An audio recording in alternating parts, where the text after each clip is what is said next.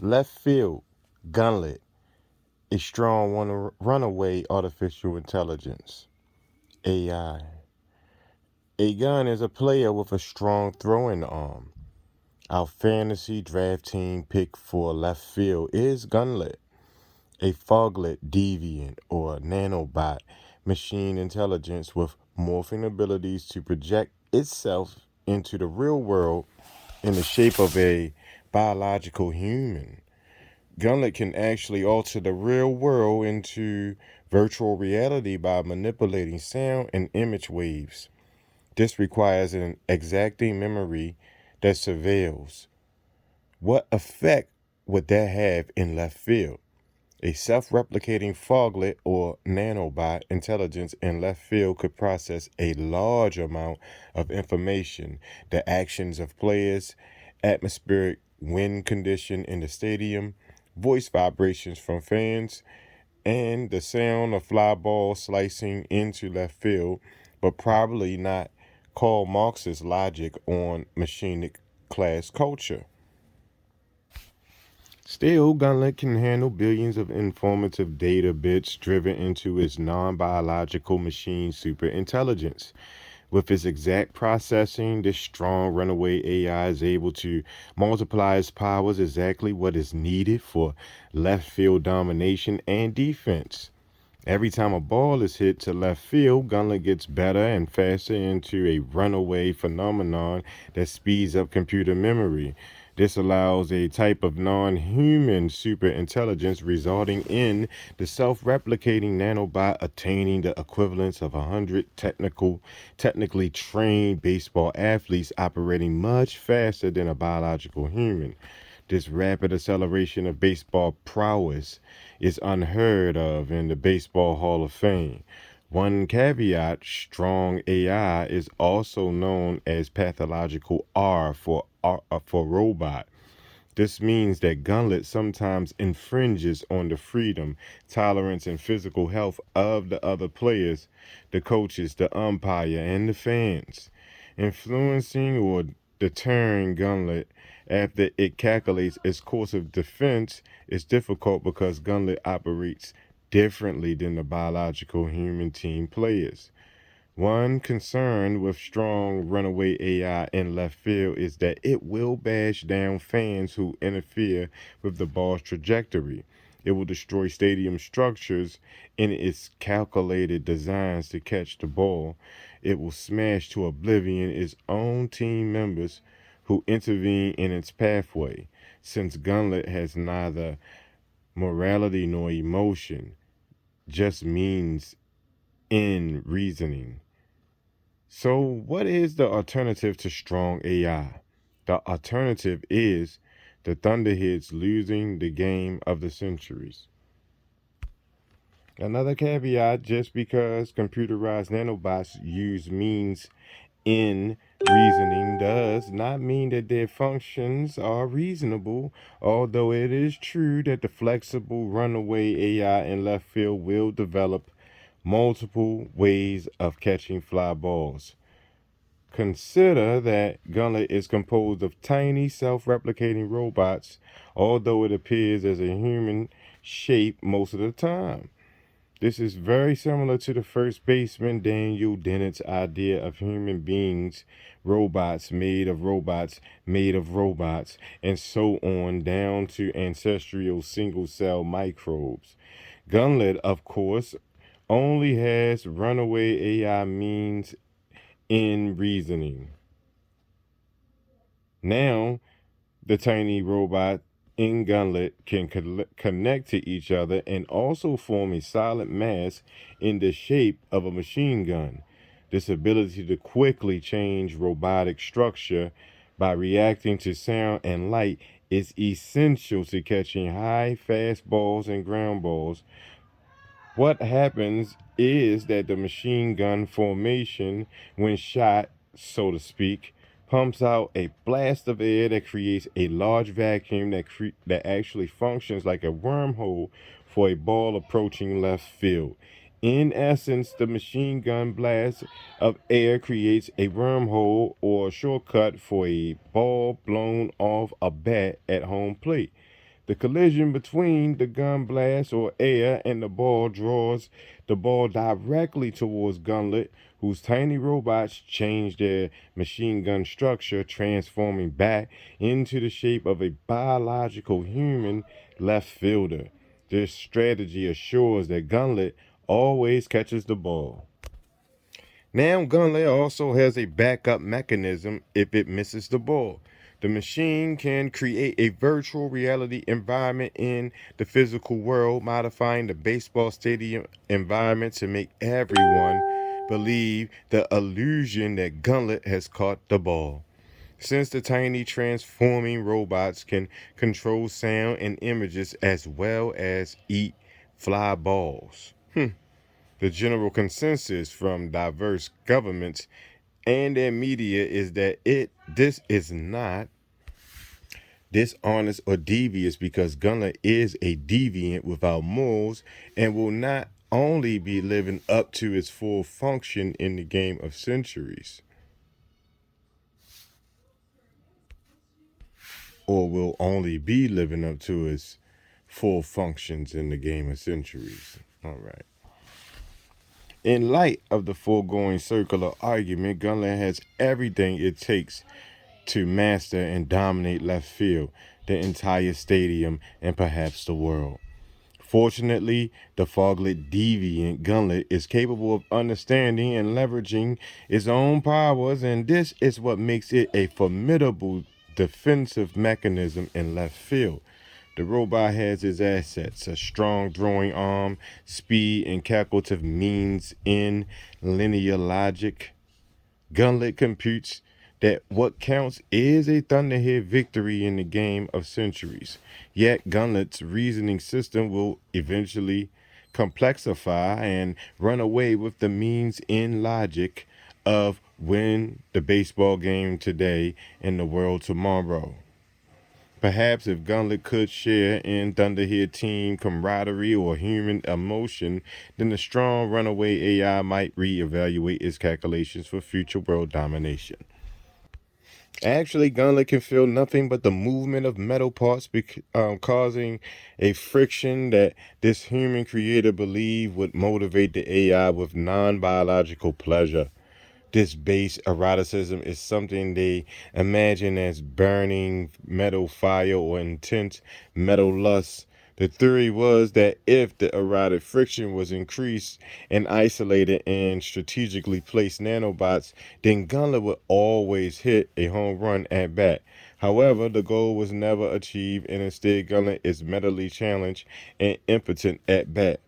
Even though Gunlet attains the runaway equivalence of 100 technically trained baseball athletes in defense of left field, when Gunlet bats, the Foglet deviant reduces his speeds and thrusting power and simulates a suggestive, obsessive, compulsive looping glitch.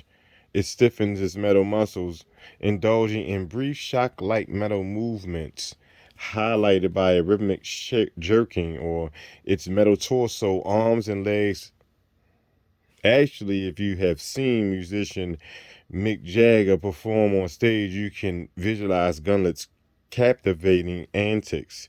The only advantage this gives the Thunderheads is that the erotic deviancy of the batting display of Gunlet distracts the players of the Diamond Heart team, giving the Thunderhead runners on base the opportunity to steal bases. Regrettably, Gunlet can get no satisfaction, but technicians are letting the erotic glitch accelerate because Gunlet's deviant behavior at bat pays off for runners on base. Still, some say that Gunlet is also considered a foglet deviant because it is a sport robot instead of a military robot. Yet, if baseball in ancient Egypt was a genetic game between two protein teams, then we not only have existing deep connections between sport and war on the linguistic and cultural classical levels, but we also have a survival message for humans on the quantum genetic level of protein competition. So, as the argument goes, Gunlet should not be considered second class because it plays baseball games of genetic survival rather than war games of destruction. The proponents of this view advocate equal status for Gunlet, and they also believe that in the future, various governments will draft sports robots as military robots along with future baseball players who may become high performing pathological foglet deviants like Gunlet. Although Gunlet has no protein particles in its metal body and lacks the status of a military robot at the moment, this foglet deviant considered a demigod by some fans despite his looping glitches. Gauntlet is still the best choice for left fielder on the Thunderheads team. Now, really, is there any ongoing research that would support the government interest in military robots? Well, in 2003, the American Defense Advanced Research Projects Agency, or DARPA, announced that 120 military robots were to be fitted with swarm intelligence software to mirror insect behavior. DARPA also develops smart dust, tiny sensor systems that can be dropped on enemies for surveillance and offensive warfare missions with nano weapons. DARPA is also spending $24 million per year on exploring direct interfaces between brain and computer. Accordingly, the U.S. is interested in reverse engineering or emulating the human brain. Recently, British journal Nature reporter Helen Shin reviewed President Barack's Brain Initiative in 2013. Shin reports that many neuroscientists are alarmed because they were not consulted. Some describe the initiative as a Rorschach test, inviting each researcher to project his or her own hopes and insecurities. Shin also reports that the first year federal agencies funding BRAIN include DARPA funding the 50 million, the National Institutes of Health for 40 million, the National Science Foundation for 20 million. What is interesting is that DARPA is contributing the most, suggesting the U.S. government's interest, possibly in the first super intelligent AI for defense. In the long technical run, the country that gets the first is the country that captures the power.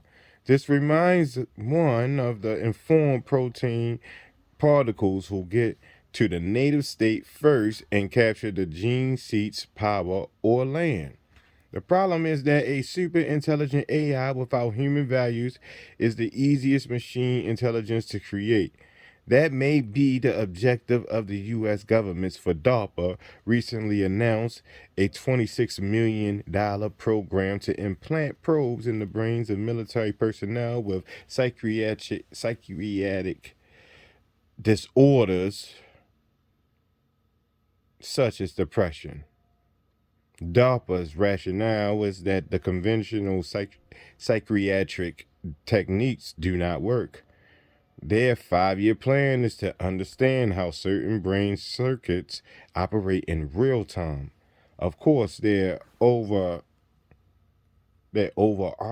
aim may be to emulate the human brain to create the first super intelligent AI without morals, that is, a pathological robot like Gunlet. Third base, theoretical physicist Stephen Hawkins. The third baseman must have good reflexes in reacting to batted balls. In fact, he has to act as fast as the flick of a finger. He also must have a strong arm for throwing to first base, a quick arm for throwing to second, and the ability to field fly balls in fair and foul territory. The third baseman may have to catch hard line drives slamming towards him at 125 miles per hour. At third base, the ball can be on top of you very quickly when hit from home plate. You have to be ready for the hot shot hit right at your feet. Also, fielding ground balls is very important. In consideration of all of this, the best man for the job is physicist Stephen Hawkins. Since Stephen Hawkins operates from a wheelchair, you may be asking yourself, how fast can a thought-controlled motorized wheelchair go? But that is the wrong question. The correct question is, how have Stephen Hawking's discoveries in physics impacted the Thunderhead potential for winning the game of centuries? Let's begin with Hawkins and Roger Penrose's joint discovery that black hole singularities are a common feature of Einstein's theory of general relativity or gravity. Also, Hawkins proved a theorem of physicist John Wheeler with a mathematical solution showing black holes have three properties: mass, angular momentum, and electric charge. Then Hawkins showed that black holes evaporate by radiating heat, what is called Hawkins radiation. Take note of that, y'all. Relative to our fantasy baseball game, Hawkins' contributions to black hole theory have allowed the creation of Gunlet, the Thunderhead left fielder position behind Hawkins' third base. Recall that Gunler is a foglet deviant or a runaway machine intelligence with the ability to create a bridge or wormhole, black hole, essentially a black hole connected to a white hole, for a ball, directing it straight through the shortcut into the runaway deviant's mitt. Now let's talk about how Hawkinson's motorized wheelchair and Gunlet might communicate via a wormhole. Hawkins suffers from amyotrophic lateral sclerosis and is paralyzed. And in layman's terms, y'all, it's basically Lou Gehrig's disease, if anybody remembers that. But he uses a computerized base communication system through a tablet computer mounted on the arm of his wheelchair. He retains the muscle control of his cheeks to communicate by means of a infrared switch mounted on his speechless, or his spectacles rather, that is interface to a computer. Using the computer screen, Hawkins sees series of icons that control his wheelchair, and then he selects the item by stopping the cursor on the screen through his cheek muscles. Hawkins can also construct sentences, sending the text to the voice synthesizer built into the chair. So interactions with players, fans, umps, and coaches should be easy. In our fantasy draft team, Hawkins can directly communicate with Gunlet in left field by activating a large icon called Gunlet. When Hawkins is on third base and he sees a pitcher winding up for the pitch to a batter at home plate, Hawkins activates Gunlet, and Gunlet is ready in left field to redirect any ball blasted toward Hawkins. Gunlet simply triggers its machine gun wormhole mechanism and traps the ball every time. Even 125 per mile hour hot ball fired to Hawkins is no contest for Gunlet and his wormhole. This is black hole physics at its best. Recall that the third baseman must also have a strong arm for throwing to first base and a quick arm for throwing to second. This is a moot point since Gunlet makes the throws after its wormholes and the balls. However, Hawkins must catch the ball at third base.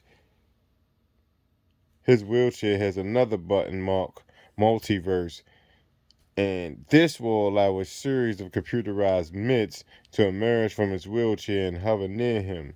Hawkins' brilliant brain and his head are protected by a large mitt hovering in front of him, while multi-mitt zero in or out to catch the ball. Now, when one of Hawkins' multi-mitt catches a ball,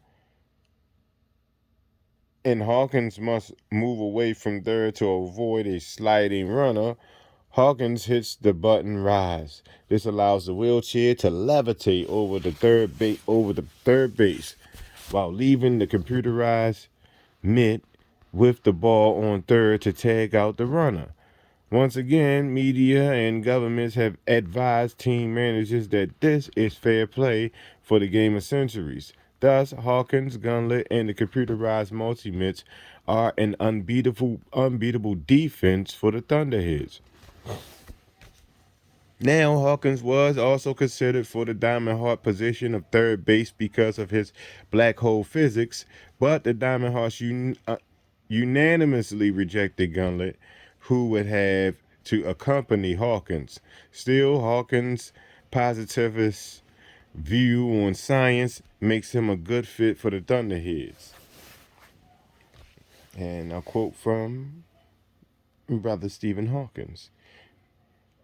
Any sound scientific theory, rather, of time or of any other concept should, in my opinion, be based on the most workable philosophy of science, the positive approach put forward by Karl Popper and others. According to this way of thinking, a scientific theory is a mathematical model that describes and codifies the observations we make.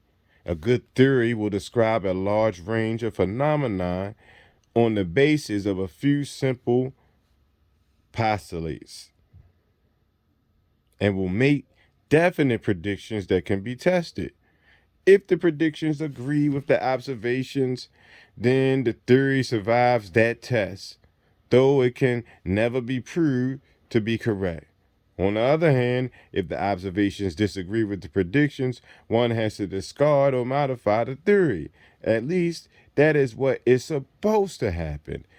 In practice, people often question the accuracy of the observations and the reliability and moral character of those making the observations.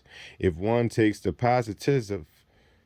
positivist position, as I do, one cannot say what time actually is. All one can do is describe what has been found to be a very good mathematical model for time and say what predictions it makes. Positivism is the view that knowledge is derived from sensory experience, so observation is important. As an example, Hawkins' top-down cosmological model allows the present to select the past in a fashion similar to John Wheeler's observer participancy principle. Hawkins is also an advocate of colonizing space so that human beings will survive as time goes by. As third baseman, Hawkins is an excellent pick that will inspire most of the players on both teams, with the exception of the umpire Tamura and Gunlet, who lack feelings and morals. Right field, H.G. Wells, 1866 to 1946, science fiction writer. The right fielder backs up first base on all throws from the catcher and pitcher, as well as bunted balls. This requires instinct, quick reactions for ground balls, speed to cover large distances, and a strong arm for throwing. A tough defensive position, the right fielder must be on his toes, alert and not daydreaming. With players on base, the right fielder must know the situation, get behind the ball to charge it, and have enough momentum for a crow hop and throw to the cutoff person or player who relays the ball from the outfield into the infield. And so the late great H.G. Wells is the man for the job. Known for important science fiction such as The War of the Worlds in 1898, Herbert George Wells was not a daydreamer, yet he could penetrate the imaginative horizons of natural science. In fact, Darwin's supporter T.H. Huxley taught Wells biology and zoology. Wells was a science teacher, biology tutor, writer, and journalist. As a prophetic writer interested in technological progress, Wells saw history as a race between education and catastrophe, so he was worried about humanity's future. Instinctively, his natural concerns were evolution over population, education, and improving humanity. Like Tolstoy, like Tolstoy, Wells wondered how much control humans had over the empire of matter. For example, in his first chapter in the world of or the War of the Worlds, rather, describes a state of affairs when the Martians from Mars were observing humans in the same manner that a man with a microscope observed microbes, just as the microbes are unaware of the observing humans, the humans are unaware of the observing Martians. When the remorseless Martian killing machines arrive on Earth, the ant like humans are liquidated, for the vampiric Martians require human blood. Religion is helpless, society is overturned, and destruction and chaos reign. Wells was well acquainted with Darwin's theory of evolution, and he wrote, "To me, it quite it to me it is quite credible that the Martians may be descended from beings not unlike ourselves." 1898. In the War of Worlds, Wells implies that the path of evolution is microscopic microbes to human beings to the macroscopic Martian machines. And what did the Martians look like? They were, I saw, I now saw, the most unearthly creatures it is possible to conceive. They were huge round bodies, or rather heads, about 4 feet in diameter, each body having in front of it a face.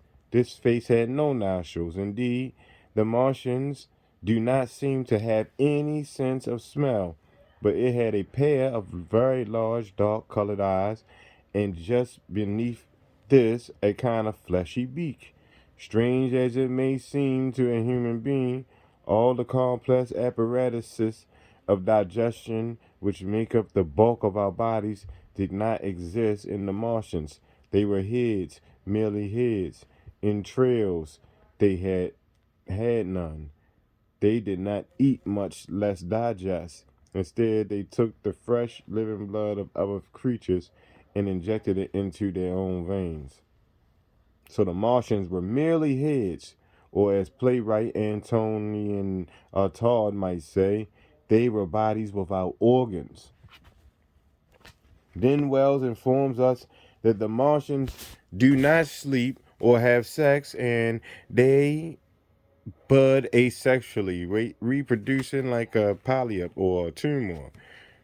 With their large round heads and budding methods of vegetative replication, macroscopic Martians are similar to mesoscopic devices with their spherical heads and cloning methods of vegetative replication. Vampiric blood feeding, of course, allows horizontal gene transfer of human DNA to the Martians, who are selfish, super intelligent machines that have become practically mere brains. It is interesting that the machinic bacteriophage also have metal binding proteins in the heads packed with machinic DNA serving the functions of brains. Bacteriophages are also parasitic, like the Martians who need human blood to solve the Martian food shortage on Mars. With these correlations to microbial domination, Wells is also a perfect pick for the Diamond Heart team because he explains how the quantum domain orders the real world, as well as how the evolutionary path of microbes to large-headed humans to huge-headed Martians results in the conquest of Martians by small-headed microbes. Let me make one thing perfectly clear. Wells is not a spy for the Diamond Hearts. Wells is on the Thunderheart's team, the Thunderheart's team, because he is forecasting human destiny in the classical world of matter and technology. In fact, two other literary giants were considered for the Thunderhead right field position. Christopher Marlowe, 1564 to 1593, and Herman Melville, 1819 to 1891. Both of these writers also envisioned particularly fictional uh, characters with a form similar to Wells' conception of the Martians. Christopher Marlowe portrays this heroic iconoclast, Tamburlaine, with a head that is a large pearl with fiery circles for eyes embracing the cosmos of a heavenly orb. His round pearl head had two eyebrows enfolding both life and death. Tamburlaine is described as devilish, Scythian shepherd who rules and is based on barbarity and bloodshed. And like Wells' Martians, he is an alien, for Tamburlaine arose with mixed seeds. Some powers divine or else infernal mix slash their angry seeds at his conception, for he was never sprung of human race. Mixed seeds is similar to mixing DNA, that is, horizontal gene transfer of DNA. Actually, the bloodthirsty Tamburlaine sounds like the apocalyptic Christ in Revelations with his two-edged sword in his mouth. Christ, the shepherd king, is described with head and hair white. Head and hair is similar to Tamburlaine's pearl head, while Christ's activity at the Last Judgment is similar to Tamburlaine's bloodlust desires of conquest, for some believe he killed 17 million people. If we look back at Marlowe's life, the records show that he was baptized at St. George the Martyr in Canterbury, and he attended Corpus Christi College in Cambridge, where he was permitted to proceed to his BA and his MA. Also, on November 6, 1587, a shooting accident happened at the Playhouse, possibly at the performance of Tamburlaine. Then, on September 8, 1589, Marlowe fought with William Bradley, and Thomas Watson, the poet, intervened and killed Bradley in self-defense. Both Marlowe and Watson were arrested on suspicion of murder. On August 14, 1590, Tamburlaine was published.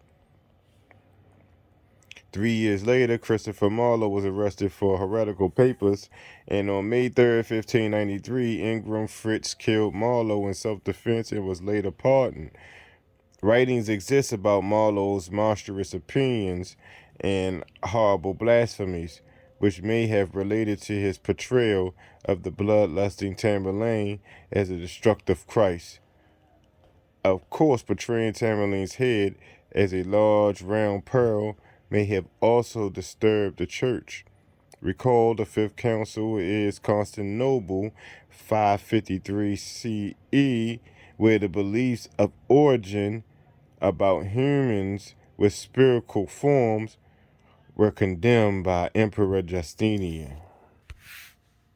It is also interesting that a Coptic copy of the original Gnostic Gospel of Judas in Greek was discovered in Egypt in a cave near El Minya in the 1970s. This gospel explains how Judas collaborated with Christ and did not betray him. Christ teaches Judas about cosmology, and he explains the multitude of the immortals is the cosmos of the stars. Christ speaks of the generation of the stars through human generation, suggesting the cold-light chemiluminescent reaction related to human generation. The idea about the cosmos of stars being alive with souls was also condemned by the Fifth Council, while the human to star generation or transformation is the main idea of the pharaonic priesthood.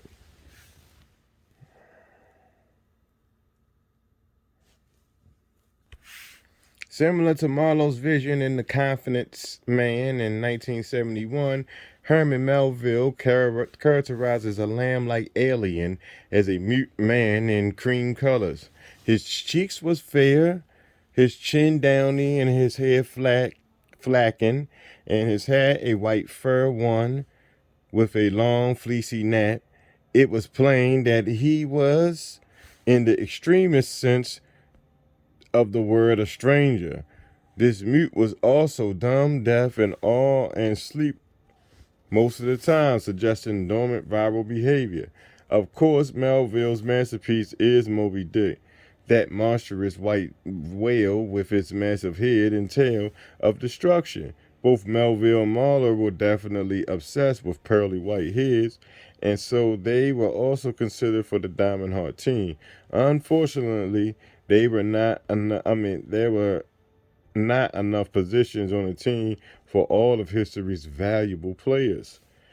Now, what makes Wells a strong asset for the Thunderheads is his focus on the possible evolutionary destiny of humanity, with microbes to humans to machines, a future that mirrors the machine dream of the technocrats on the Thunderhead team.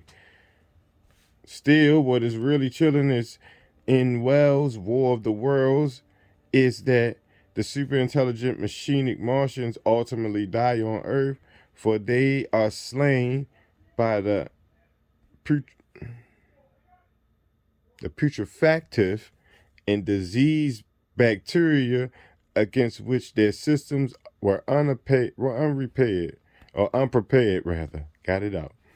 The higher order microscopic microbes win the War of the Worlds and save the humans, as they do in the quantum afterlife described by ancient Egyptian texts. Of course, in the classical world, these same microbes have been attacking humans for centuries, so Wells imagines them as behaving naturally by attacking all available prey, humans and Martians. Even the superintelligences of the machinic Martians cannot beat the microbes, and we are left with a disconcerting truth that microbes are in control of nature, who is a serial killer. In his epilogue, Wells cautions humans that threats to life will come from outer space. Yet in Wells' scientific fiction, humans evolve into Martians on Mars. Put simply, the Wellesian vision is that humans will colonize space, but in a new machinic form.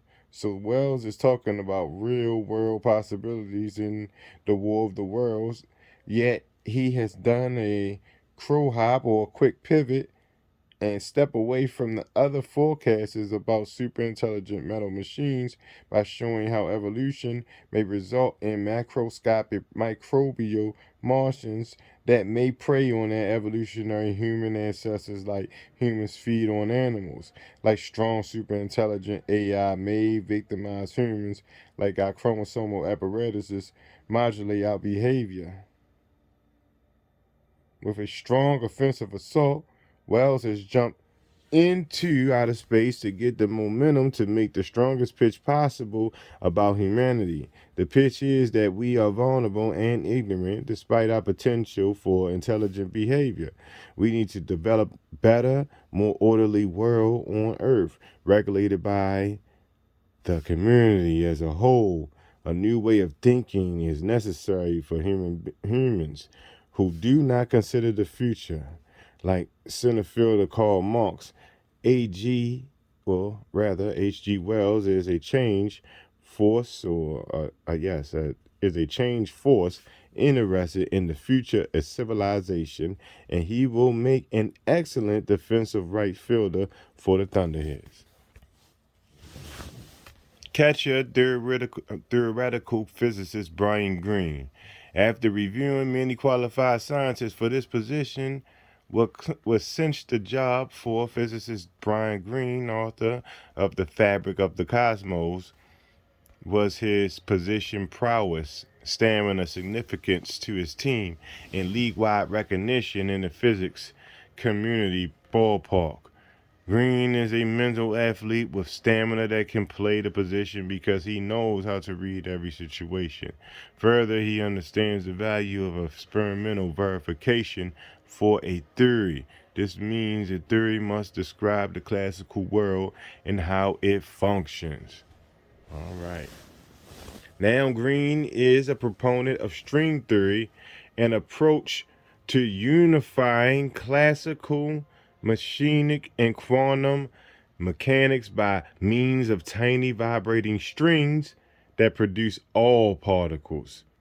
Although many theoretical physicists believe string theory is a possible fundamental description of nature because it is consistent with quantum gravity, the holographic principle, the black hole thermodynamics, other physicists understand that the theory has some difficulties with testabilities and experimental predictions.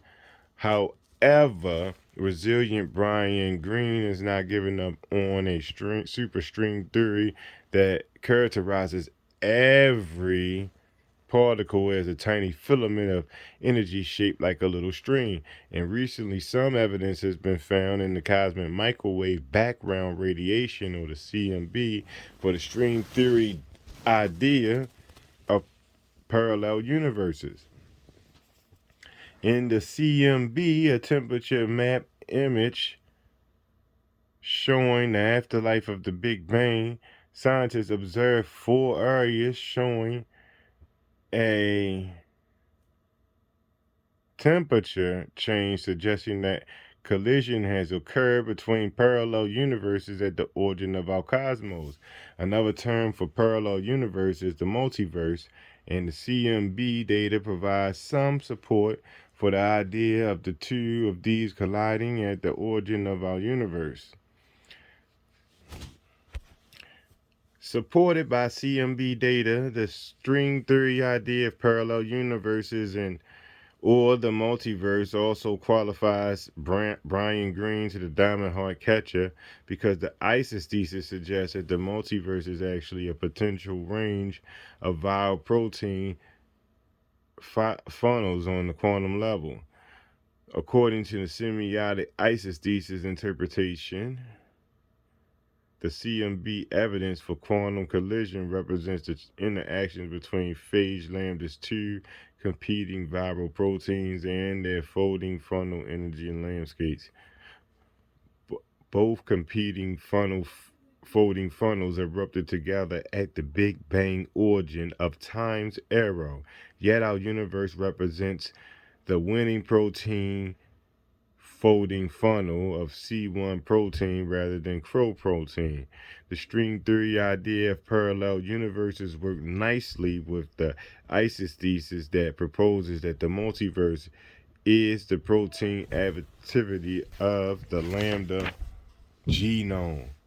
Both the multiverse and the genome theories allow for all possible outcomes, so both ideas may be ultimately unforceably or unforceable and immune to experimental and observational tests. Nonetheless, Green is excellent at explaining physical ideas, so he is fine, well, he is a fine pick rather for the Thunderheads. In the fabric of the cosmos, Green easily explains the complicated true nature of physical reality. What humans see is a reality of definite things, one way or another, but at the weird quantum level of atoms, things become definite only when a observation forces them to settle on a specific outcome. Put simply, reality is a haze until somebody observes it. Plus, one has to consider that the instantaneous connections occur between widely separated locations in the quantum domain, and the laws of physics treat each direction of time, forward and backward, the same, even though we only experience time in one direction, forward. Part of this dilemma relates to two breakthroughs during the 20th century. Einstein's general relativity applied to big things like stars and galaxies, and quantum mechanics applied to tiny molecules and atoms. So two theories exist describing the large world and the quantum domain, and there is no bridge between them, no unified theory. However, the isosthesis interpretation proposes that the mesoscopic domain of microbes is the bridge.